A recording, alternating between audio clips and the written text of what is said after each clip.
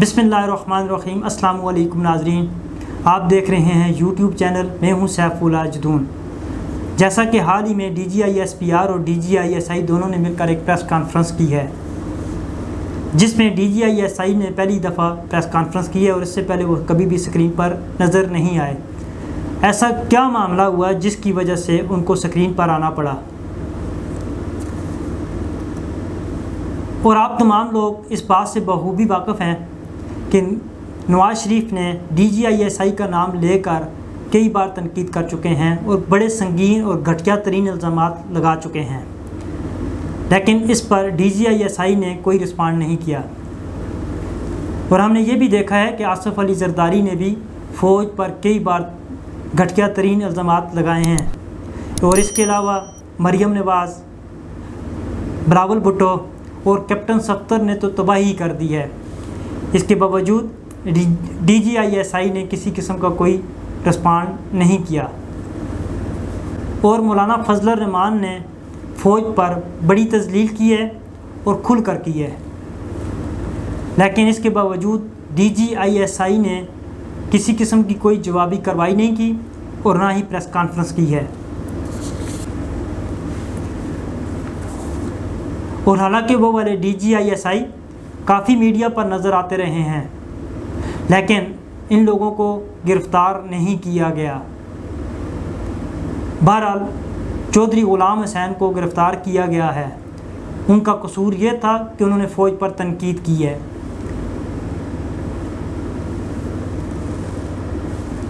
मंजूर पश्तीन बाहर है, बिलावल जरदारी बाहर है और हामिद मीर ने भी बातें की हैं, वो भी बाहर हैं। मैं ये नहीं कहता कि इनको गिरफ़्तार करना चाहिए, लेकिन चौधरी ग़ुलाम हुसैन को भी गिरफ़्तार नहीं करना चाहिए था। और हम सबको ये पता है कि कौन क्या कर रहा है। बहरहाल उन्होंने फ़ौज पर टका के तनकीद की है और ख़ास कर रियासती इदारों को निशाना बनाया है। अगर रियासती इदारे अपनी ड्यूटियां सही तरीके से सरअंजाम नहीं देंगे तो ऐसा ही होगा। इनमें से किसी को भी किसी किस्म की कोई तकलीफ़ नहीं पहुंचाई गई। और हमने आज तक DGISI को भारत के ख़िलाफ़ भी प्रेस कॉन्फ्रेंस करते हुए नहीं देखा, लेकिन आज हमने देखा कि अरशद शरीफ शहीद केस के मामले में प्रेस कॉन्फ्रेंस करने के लिए भागे चले आए। लेकिन इस प्रेस कॉन्फ्रेंस का बड़ा हिस्सा इमरान खान के ख़िलाफ़ हो गया, जबकि 14 पार्टियों के होने के बावजूद अदारे की तरफ से तनकीद का सामना करना पड़ा। कुछ हक़ाइक़ आपके सामने रखना चाहता हूँ जो कि बहुत ही ज़रूरी हैं।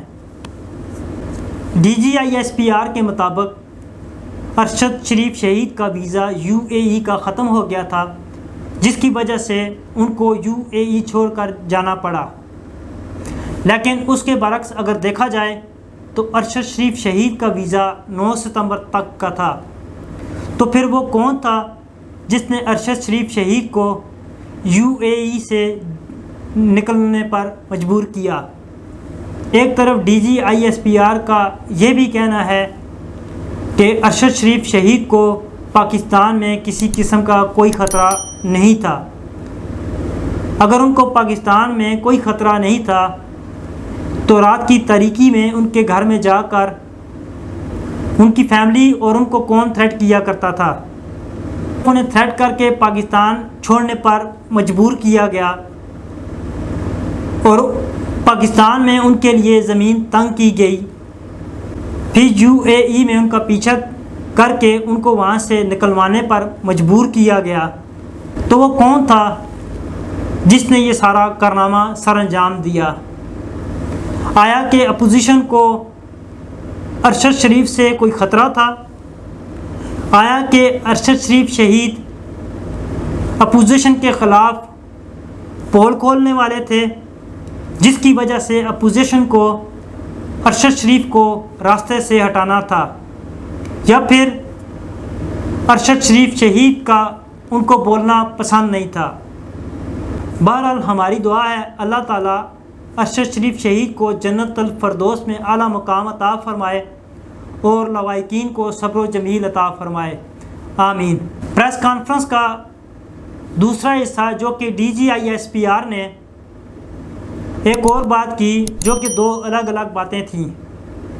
ऐसा क्यों? वीडियो मुलाहिज़ा फरमाएं।